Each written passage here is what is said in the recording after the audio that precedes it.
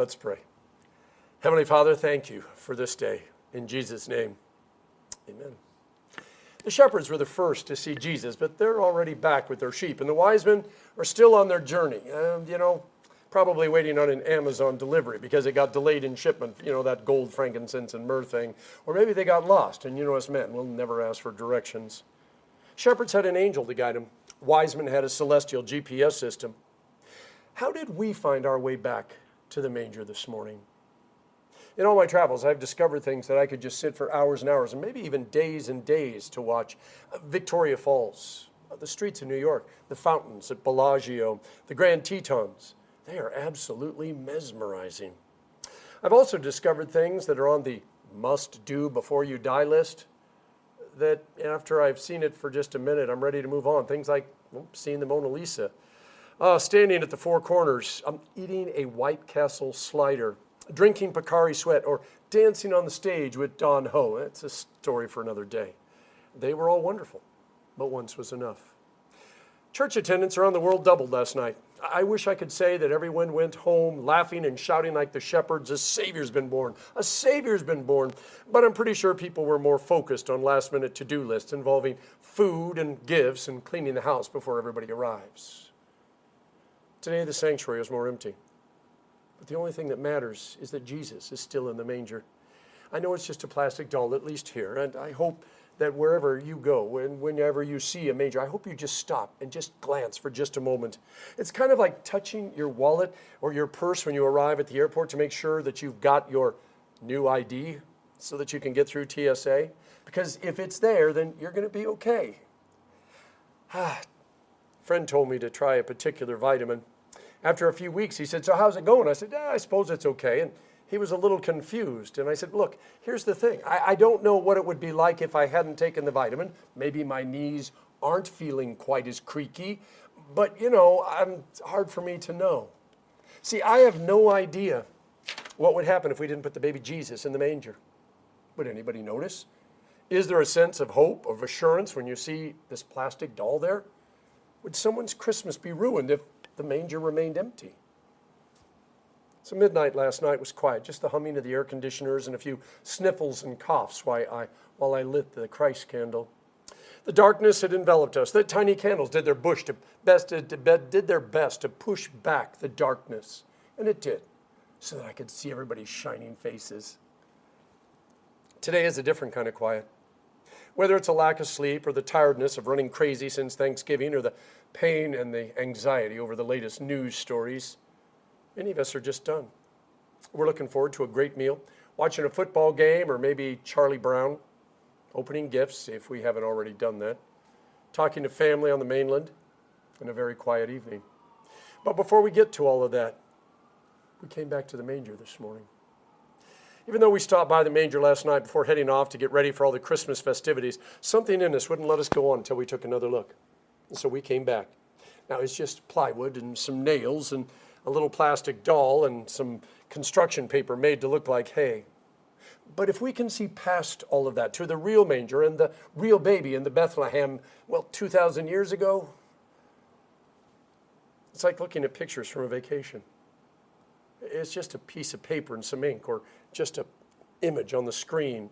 But there's a certain picture that brings a flood of emotions and feelings because for just a moment, we're there, wherever it was, and whoever we were with. And we're either gladdened because it was a moment of amazing joy and we just remember it so clearly, or it's a moment of sadness because it was our last time with him.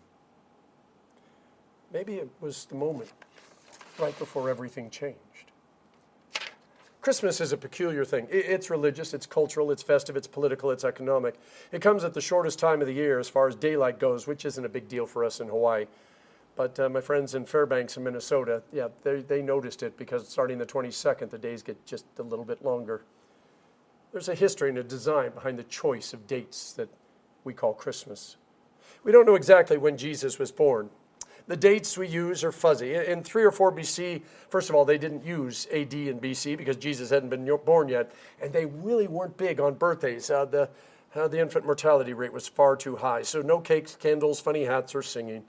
They tracked time by who got elected, or when the census took place, or when a king died, or when there was an earthquake. Luke, who interviewed everyone who was anyone before the gospel got written, he said, in those days, Caesar Augustus issued a decree that, a census should be taken of the entire Roman world. And this was the first census that took place while Quirinius was governor of Syria. That puts Jesus' birth somewhere around 3 or 4 BC because, we know that Herod died around 4 BC, the same Herod, that goes after him. As far as why December 25th, Sextus Julius Africanus and later a guy named Hippolytus decided that the Holy Spirit visited Mary on March 25th. Thus, 9 months later equals December 25th. And Sextus and Hippolytus also believed that Jesus died on March 25th, putting a nice bow on their theory. Christmas was officially set for December 25th in 336 AD, but that was a lot more for party planners than really for historians and theologians. The Christian faith has always been translated by culture in churches and people's lives. If you want to know why we have trees and wreaths and presents and lights and candy canes, you can spend all afternoon watching YouTube videos or going on Wikipedia to find out all the various theories. The first Christmas, there were just 2 people who loved each other and were loved by God. A tiny baby, some animals, shepherds running through the streets like crazy people, a bright star, some wise men on a journey, and a mean and nasty king. Oh, and a lot of people who had no idea that the world had just totally changed. Now, people translate things into things they can understand. Light and darkness, babies, gifts, angels, food. And they retell the story in their own way, which then gets retold again and again. And each time someone puts their own spin on the story or adds or subtracts something. And don't even get me started with those who can't wait to commercialize anything and everything, including God's Son. God was active in the world and people's lives long before the birth of Jesus. The Old Testament tells us those stories. In order to connect the moment of Jesus' birth to all of God's history, St. John borrows Moses' first words from Genesis, in the beginning. But instead of telling us how God made the heavens and the earth, John speaks of how God came to save us, remake us, when it got so dark that we couldn't find our way home. And maybe that's why we came back this morning. The hymns, the candles, the cookies, and the chili were all good, but we need to hear the story again without all the distractions and smells. The Christian faith presumes you know who you are, a unique and unreproducible gift and miracle of God. It also presumes you know that heaven is your real home, that this place you're living is just a brief stopover. Where it gets sticky is the next part. A long time ago, the 1990s to be exact, the only way that you could get from here, where I'm at in Aiea, over to Ford Island was the ferry. They hadn't built the bridge yet. By the way, to get on the ferry, you had to have a military ID. No ID, no ferry. We had a young lady at our school who was an amazing student. She was friendly, she was athletic, she was talented, she was outgoing. She was also a little bit forgetful. On multiple occasions, she heard the school bell, knew it was time to make her way back to Ford Island, reached into her purse and discovered she had forgotten her ID back home. Now, she had an address and a home on Ford Island. You couldn't have looked her up, but you could have looked her parents up back then. It was a phone book. Yeah, and her parents were there right now. But the guards would not let her on the ferry without an ID. The only way that she could get home was for her mom or dad to get on the ferry, come over, pick her up, and take her back. I hope you see where this is going. Heaven is our home. God is our Father. Jesus is our brother. All of this is spelled out over and over again in the Bible, but our sinful nature keeps us from going home. It's a lot more than forgetfulness. It's a thing called sin. No matter how much we plead, bribe, work, or cry, they aren't going to let us in unless our brother comes to take us home. Well, St. Luke's words are a quiet story of a family's dangerous but holy journey. St. John's words are poetic majesty. We could just hang out at the manger with Jesus and his family, but John's mysterious poetry won't let us. It draws us in and won't let us go. John shines light into our darkness. He doesn't even give us one of those polite, watch your eyes. Nope, he just shines it right there. The Word became flesh and lived among us, dwelt among us. The same Word that created the heavens and the earth, the same Word that made promises through Abraham and brought freedom through Moses, challenged the world through prophets, gave guidance through kings, becomes a tiny little fetus for 9 months inside his mom. And then he gets born as a vulnerable tiny baby in a stable in a tiny place called Bethlehem. God living among us is cause for reflection. Not just because God showed up, but because God became as human and fragile as we are. God knows about the darkness of this world, not by listening to some cosmic radio show that he can hear in heaven, but because he lived among it and in it and was affected by it. He knows about the darkness of someone you love living with mental health issues, the grief of losing a friend or loved one far too soon, chronic pain, illnesses and diseases that rip away our ability to think or breathe or walk or even live. The unrest in the world where someone thinks that they must take the life of another because they disagree. Jesus shines a light of defiant hope into all of that darkness. My wife Nancy collects nativity scenes. At this time of year, they are scattered all over the place. In the late hours of the night, I love to look at them. The angels, the shepherds, the wise men, Mary and Joseph.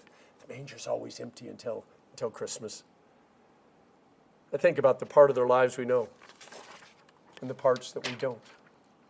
Their stories lead me to your stories and all the stories of the people that sat in these pews, all the people that you know that were here before you, and even the people that will be here after us. It leads me to my story and Nancy's story, our children's story and our grandchildren's stories. Light and darkness, pain and joy, love and hate, bad times and good. We all struggle through pretty much the same thing. The particulars may be different, but if we were to confess our sins or dump our problems before or on top of one another, we would be disappointed in the lack of our originality. And that is why we came back this morning, to be among people who understand what we're going through, because they're also going through it. We came back to make sure that Jesus was still here, that his defiant ray of hope was still shining. We can go back to our families, our phone calls, our presents, our dinner, our trees and lights.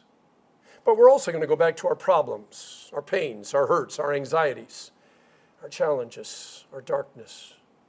But maybe we aren't quite as afraid or anxious because we know that the light shines into our darkness and the darkness cannot overcome it. We will get to go home someday. And I'm talking about our eternal home, where there's no more darkness or any of the other things that make this life so hard. But until then, we have just enough light, just enough faith, just enough peace, and just enough love to see us through this life. In the name of the Father, and of the Son, and of the Holy Spirit. Amen.